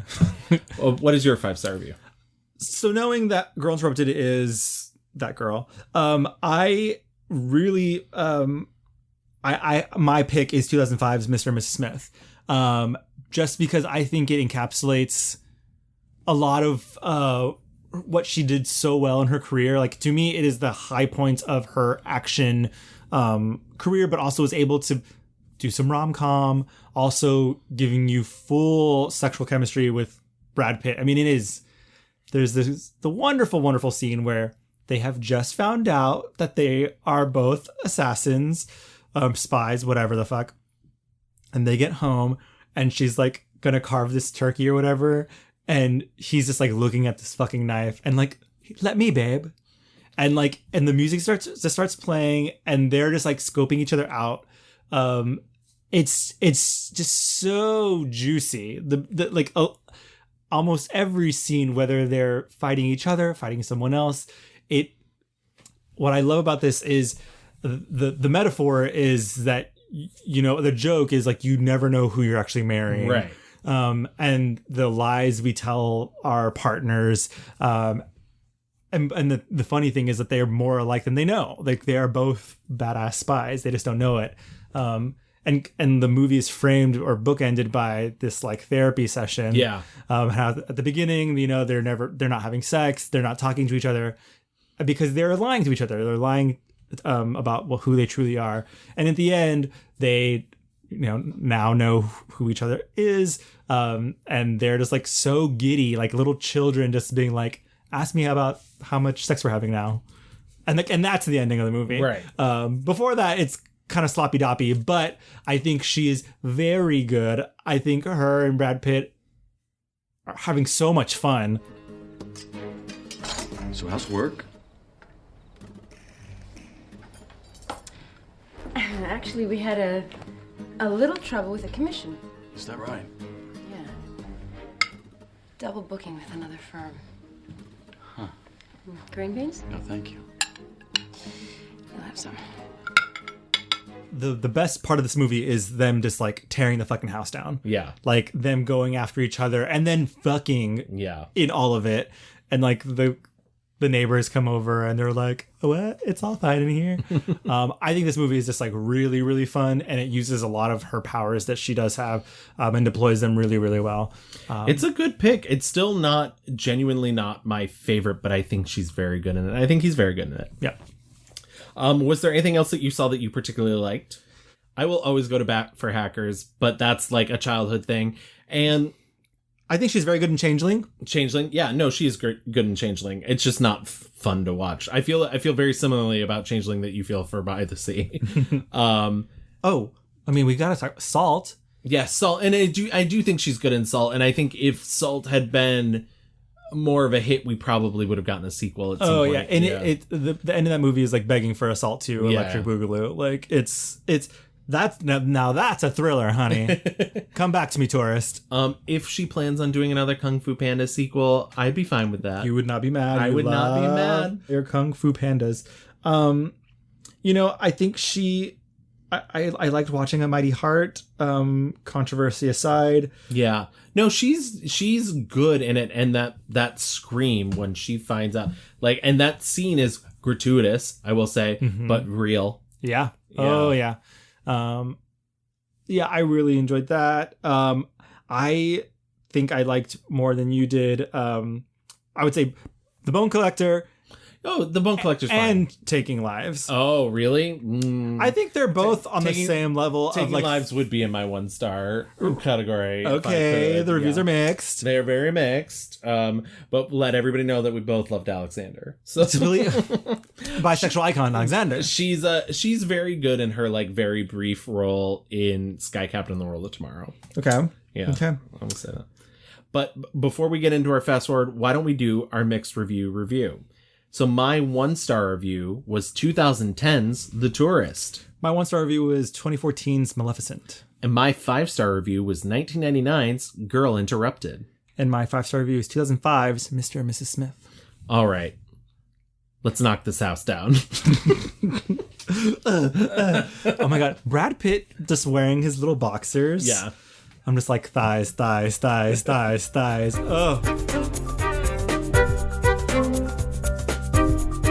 So beautiful that I just don't think that no matter how good of an actor she is, which I do think she's a good actor, I do think she does a lot to embody her roles, that they were just ever going to give her good roles. Right. Ever. And I think she's had to fight for the good ones that she's had, and she's had to do a lot of work for the ones that like are maybe not so great to make them good. I also just think like there is a thing where Hollywood just like loves seeing hot girls just like crumpled and destroyed. Yeah. And that's why I didn't mention this, but I just didn't like Gia. It just felt like so... I get that. It's like already it's a very heartbreaking story. This is a real woman who, died. And I get it. You got to show the darkness. But like that movie specifically was not really even about her. It was, these other people talking about her. And so there's movies where I'm like, I can imagine her being like, I don't want to fucking play the bitch who's like, always dying and being beat up and whatever. Which maybe is why she loved playing these action heroes. But even in playing a lot of those action, like I think her Lara Croft, specifically, just like not a lot there besides like being like icy girl. Lara Croft to me, we should have mentioned that in the 1-star category. It's funny. I watched the second one today for the first time ever because I'd never seen it. And the one thing that I took away from the second movie was like, she like murders a lot of people. Just flat out murders. For ancient mysteries. Yeah. I totally see that though. Like just not it's weird though. We've talked certainly about a lot of beautiful women and their struggle. Maybe struggle is the wrong word, but like trying to prove beyond the beauty of it all. But with her, like none of the people that we've talked about have reached the like heights of her celebrity. And that's one thing I guess we haven't talked about because she is a star but she's also just like a celebrity selling newspapers, selling magazines. Well, I mean, even the things that, like, you know, her twins, they sold the baby photos for $14 million. Now, all of that was for charity. Yeah. All of that went to their foundation. But, like, who else can do that? Right. You know? Right. I mean, and that, she's had to for a long time navigate both of the worlds. And even, you know, now doing Eternals, which I saw, you have not seen. I've not seen. Yeah. I think she's very good in it. I liked Eternals quite a bit. I think more than most people. I've enjoyed the press tour that she's been going on with Salma Hayek. Yes, girl. By the way, put them in a movie together. Yes, her and Selma. I was like, yes, this is what I want. I will say, seeing Angelina fighting in not like spyware was very refreshing and nice to see. Like, she is a gladiator, and that is correct. And Selma Hayek is their leader. I'm like, correct. Thank you, Chloe Zhao, for putting these women in like these roles, because, you know, we talked in our Selma episode, like, there are not a lot of places for Selma to do things that are not. And when they're presented like something like Outlaws. Yes, we talked about. It's all about the TNA. Yeah. And less about. Right. I mean, less about like the Beatrice at dinner type movies.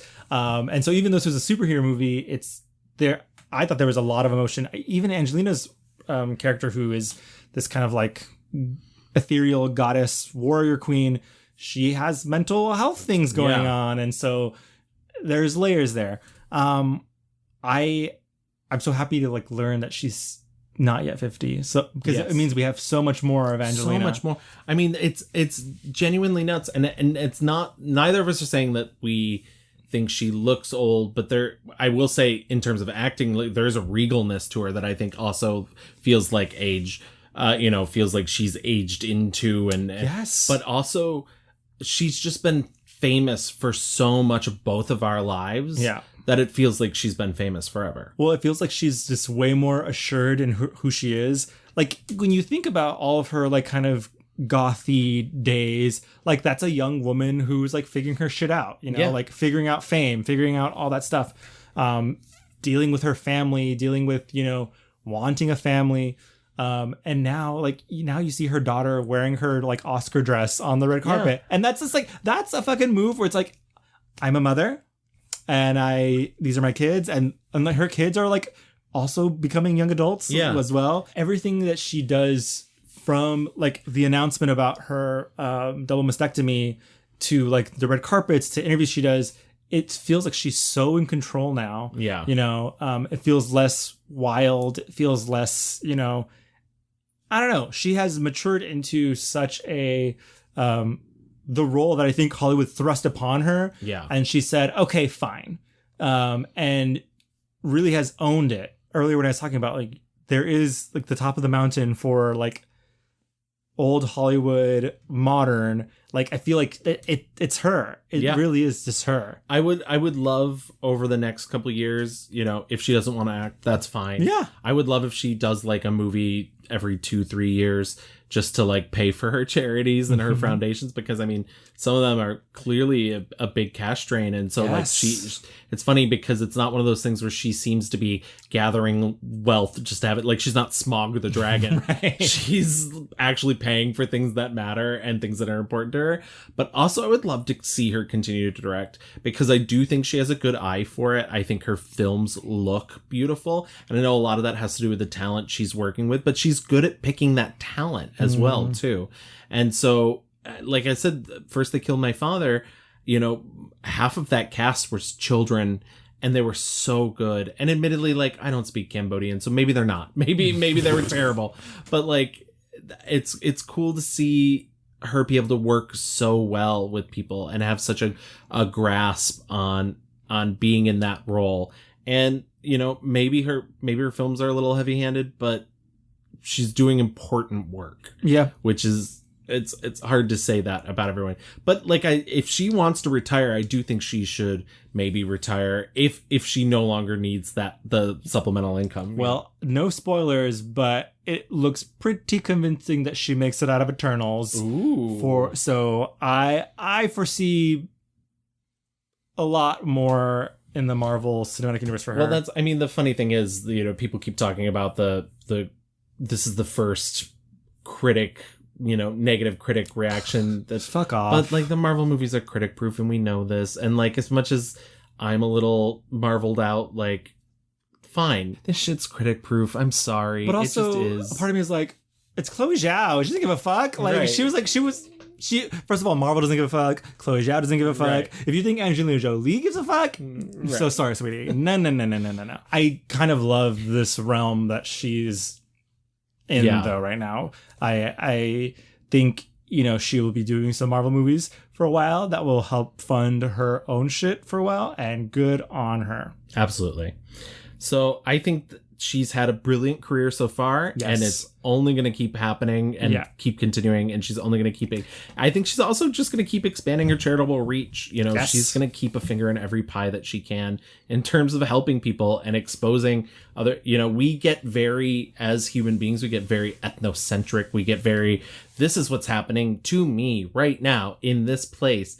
And I think her goal has always been, there's horrible stuff happening in other places, and there's more compassion in your heart than perhaps right? And if you could just focus on that, then maybe the world would be a bit better, right? And I know that sounds all very Pollyanna, whatever. I don't give a shit. She's doing a good job.